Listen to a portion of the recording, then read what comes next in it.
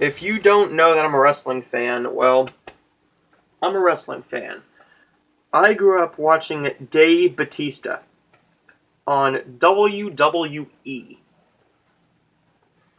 He left WWE in 2010, went to try and do movies, and he became a star. I mean, he's Drax in the Guardians of the Galaxy. He was in Man with the Iron Fist. He was in Blade Runner 2049. He has a bunch of stuff. He even led his own film with Brittany Snow called Bushwick, which was really, really good.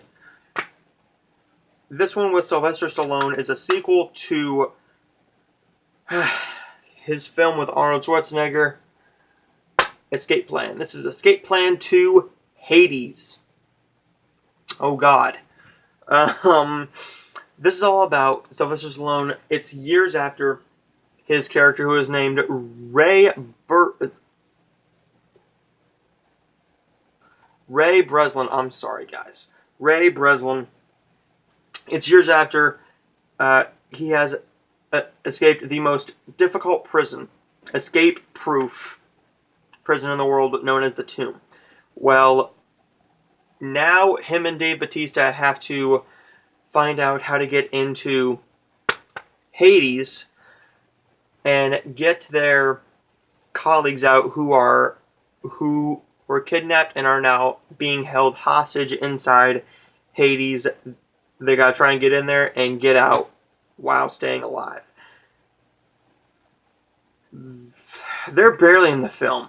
Dave Batista and Sylvester Stallone are barely in the film.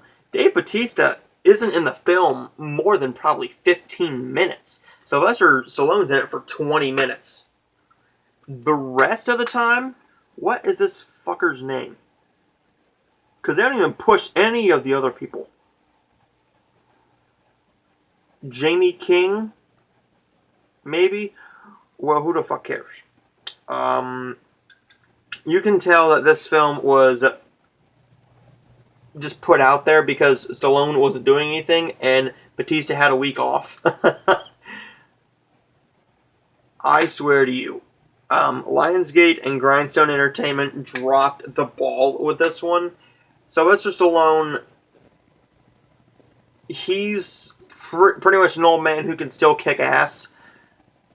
But the way this film is edited, it's a bad film. Because you push these two big stars who are barely in it for the hour and 26 minute runtime. Barely any time at all in the film. Then you have the shitty editing with so much shaky cam and so much neon lit sets that it is god awful. You can barely tell what's going on sometimes in this film. And when you can, it's very poorly shot and very poorly lit. The fight scene in the beginning is decent, I guess. But besides that, this is a pretty bland and boring ass film. You could have made this great. You could have had them go into Hades like they do in the last few minutes of the movie. All of a sudden, the movie just ends. Barely any ending at all. I was sitting there, I'm like, is that it? Is that the end of Escape Plan 2 Hades? We're even getting a third one with Dave Batista and Stallone. I believe we're even getting Arnie back. What the fuck happened with this?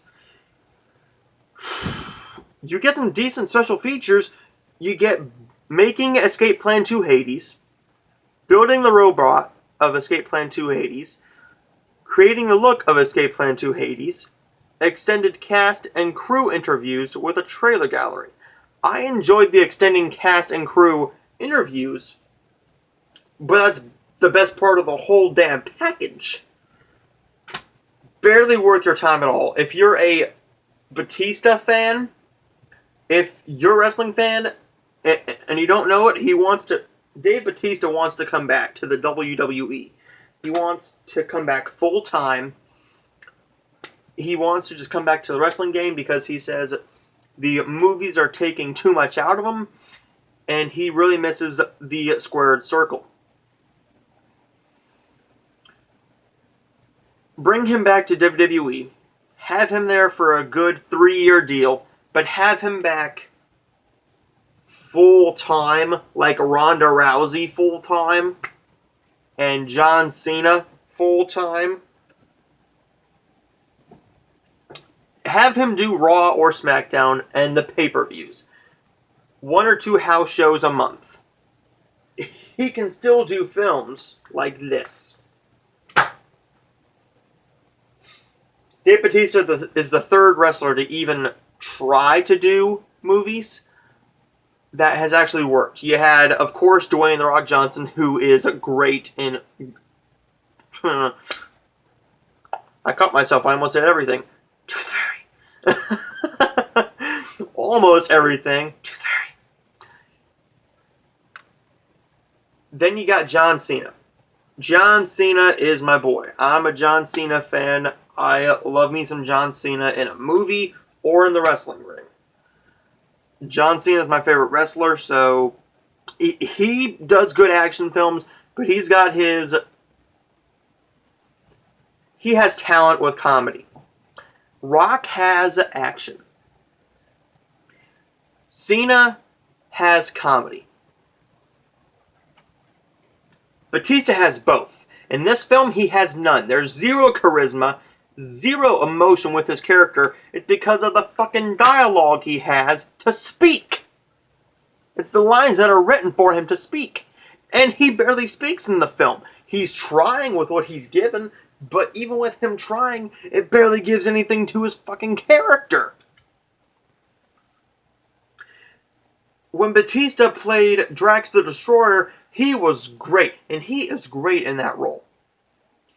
He can do comedy and action. There's a great action scene going on, and he just makes you laugh out of nowhere. An emotional moment, and then he makes you laugh. It's not supposed to make you laugh from any other character, but with Drax, it works because of his line delivery.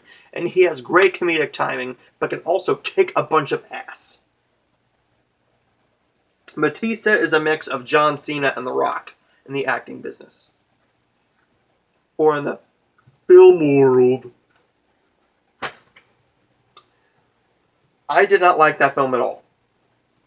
Sylvester Stallone, Dave Bautista barely in it. For what they are given, they're not given much. But Stallone was pushing for that shit. He wanted to put that thing in theaters, and I'm glad it didn't, because that would have bombed. We got a stack of reviews coming to you guys in the very near future. I can tell you what my next few reviews will be. My next reviews will be Thoroughbreds. I've been waiting to see this film again. I saw it in theaters. Did not get a chance to review it. Spoiler alert, I love this movie, but some of that is because I love Anya Taylor-Joy. She is absolutely gorgeous. One of my newest celebrity crushes, but she's great in this film, and it's very funny. It's a very funny, twisted film. Does it say it back here?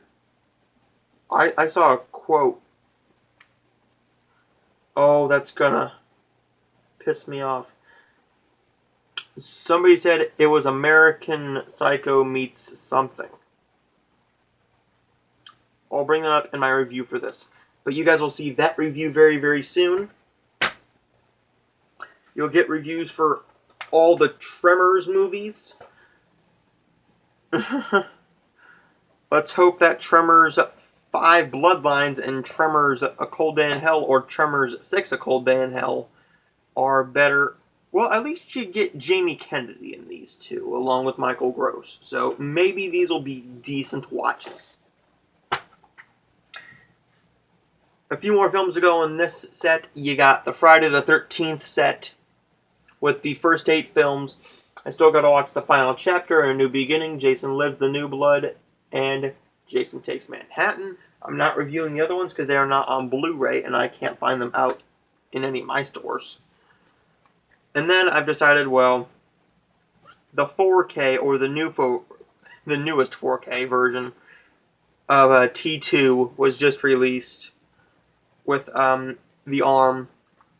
I have the first 3 Terminator movies. Never seen them. Let's give them a shot.